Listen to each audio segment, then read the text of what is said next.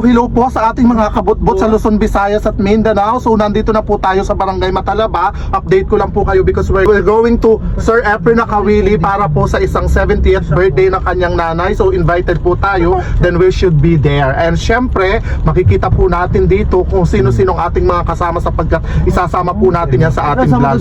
Pakita mo. Ayan, ito patatakbuhin na po natin. So kita po ay nagsama na ng Motoko. Ayan, pakita natin yung lugar.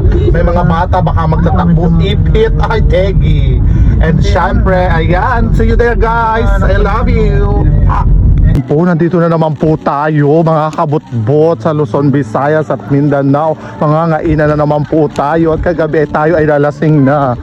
Ayan, shout out po. Ayan, happy birthday. Naka-ready na po ang CLBB. Good luck sa ating lahat. Shout out po sa ating lahat. Ayan na naman po tayo. Wow. At ito po ang nag-invite sa amin, si Efren Nakawili, and thank you so much po sa pag-invite sa amin dito. Talaga napakarami ng handa at yanong sasarap talaga. Shout out po sa pamilya ni Efren Nakawili, lalo tigit kay mother. Talaga siya po ay nag-celebrate ng 70th birthday sa araw na happy ito birthday, talaga.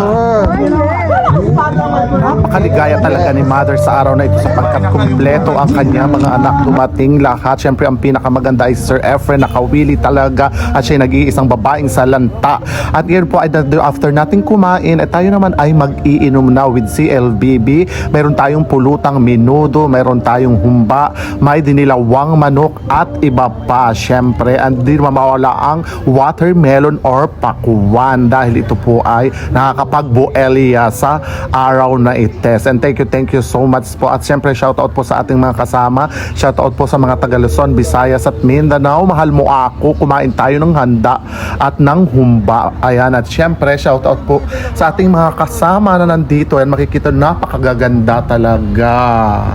Ganon din po sa ating mga followers na taga rito sa Barangay Tagum. Thank you so much po. Nakakataba naman ang puso na inapanood nyo po ang aking mga vlog parati. Kaya kayo po ay nag-request siya or sila na isama sila sa vlog kahit ilang minuto lang. At na ito po yung ating mga taga Barangay Tagum na talaga namang tuwang-tuwa sa ating mga vlog kasi parati nila sabi sa akin, mahal mo ako, mahal mo ako. Ay, naku, ayan. At piliin lang po nating maging masaya sa araw-araw at makapagpasaya ng mga tao sa ating paligid dahil ito po ay napakahalaga. Huwag po tayong magpadala sa ating mga problema. Ang problema po ay problema lang yan. And yan, thank you so much po for watching.